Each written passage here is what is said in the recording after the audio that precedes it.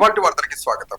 రామగుండం నియోజకవర్గం తెలంగాణ జీడ మాజీ CM KCR Ramagunda MLA Raj Thakur మీద అనుచిత వ్యాఖ్యలను చేయడాన్ని ఖండిస్తూ ఎన్ఎస్యుఐ అధ్యక్షులు దాసరి విజయ్ కుమార్ ఆధ్వర్యంలో చౌరస్తా మెయిన్ సెంటర్ లో కేసీఆర్ దిష్టిబొమ్మ దహనం చేయడం జరిగింది. ఈ కార్యక్రమంలో ఫ్లోర్ లీడర్ మహంకాళి స్వామి మరియు కల్వలింగస్వామి, పొంతల రాజేష్ హాజరై అభివృద్ధి ప్రదాత అలుపెరగని ప్రజాసేవకులు ఎమ్మెల్యే రాజ్ ఠాకూర్ మీద లేనిపోని నిందలు వేస్తే ఊరుకోమని అన్నారు. ప్రయత్నం చేస్తా ఉన్నారు. ఈ రోజు గోదావరిలో నీళ్లు లేవు, గోదావరి కోస అంటారు.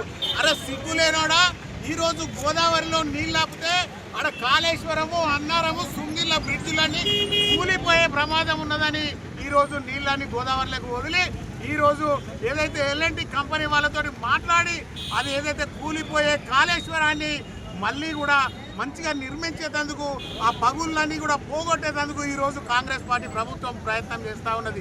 సిగ్గు లేకుండా కేవలం డబ్బుల కోసం ఈరోజు కాళేశ్వరం ప్రాజెక్టు కట్టి 1,00,000 కోట్లు సంపాదించుకొని ఆ భాగవతం అంతా బయటపడుతుందని ఈరోజు గోదావరిలో నీళ్లు లేవని గౌరవ ఎమ్మెల్యే గారి మీద అవాకులు చేవాకులు పేలుతా ఉన్నారు.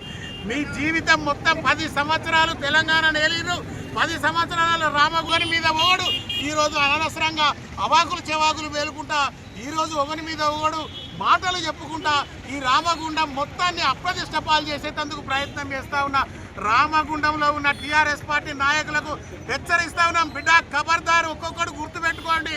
ఈరోజు రామగుండాన్ని 119 నియోజకవర్గాలలో అభివృద్ధిలో నంబర్ 1గా తీర్చిదిద్దాలనే సంకల్పంతో ఇప్పటికే దాదాపుగా 500 కోట్ల రూపాయలు తీసుకొచ్చి ఈ రామగుండాన్ని ముందుకు తీసుకెళ్తున్న గౌరవ రాజ్ ఠాకూర్ గారికి రామగుండం ప్రజలు నీరాజనం పడతా ఉన్నారు, బ్రహ్మరథం పడతా ఉన్నారు.